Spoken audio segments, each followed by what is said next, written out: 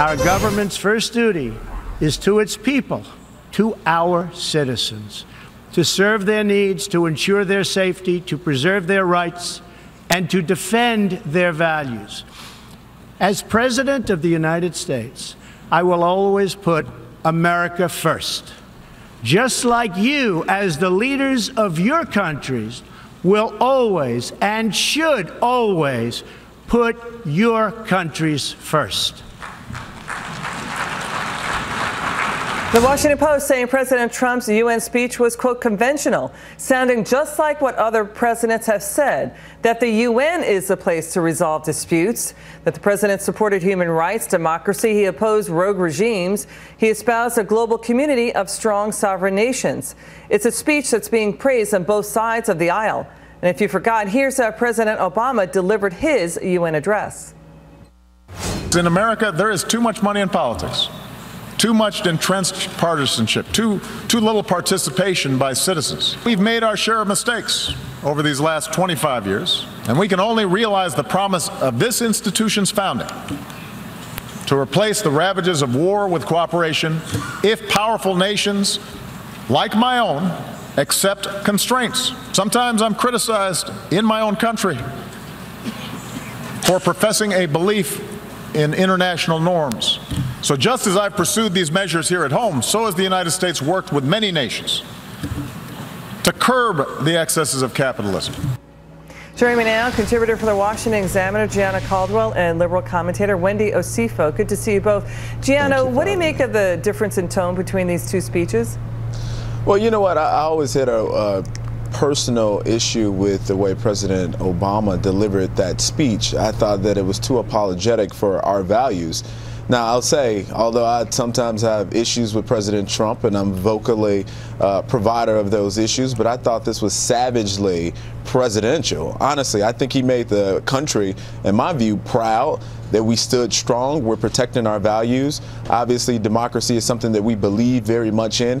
And on the point of what he said about North Korea, look, we're going to protect our allies or we're going to wipe you out, pretty much is what he said. And I think that's something that's been missing in this country, the fact that we're going to stand strong. We are a hegemon, and we are the ones that the world looks to in times of need, especially when North Korea is continuing to send rockets, as President Trump calls them, Rocket Man, over to really irritate and potentially scare our allies. So I thought that was a pretty good, strong tone that the president took. Wendy, we have other news with President Obama. He's expected to get a $400,000 payday for a Wall Street speech from the same so-called fat cats President Obama once criticized. Let's listen. I want to be clear. We're not trying to push financial reform because we begrudge success that's fairly earned. I mean, I do think at a certain point you've made enough money. Made enough money. You know, Wendy, Hillary Clinton apologized for her Wall Street speeches, and Hillary Clinton said Bernie's criticism of those speeches led to her Crooked Hillary nickname from President Trump. I mean, can Obama and the Democrat Party afford to stay close to Wall Street if they hope to win over more supporters?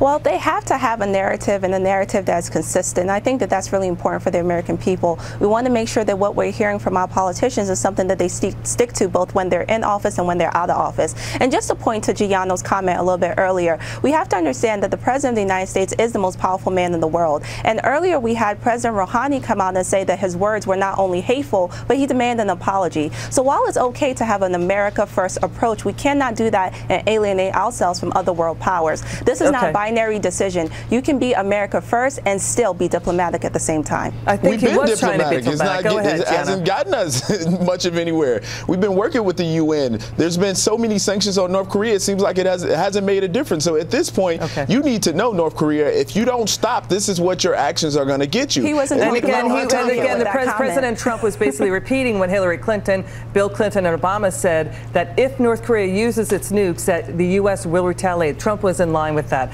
Gianna, Wendy, stick with us. We're going to have more from you after the break. We have this story for you. National anthem kneeling protests going up as NFL ratings are going down. We have a group of third graders. They took the cue from the NFL, the protests, and they too knelt during the football team's national anthem.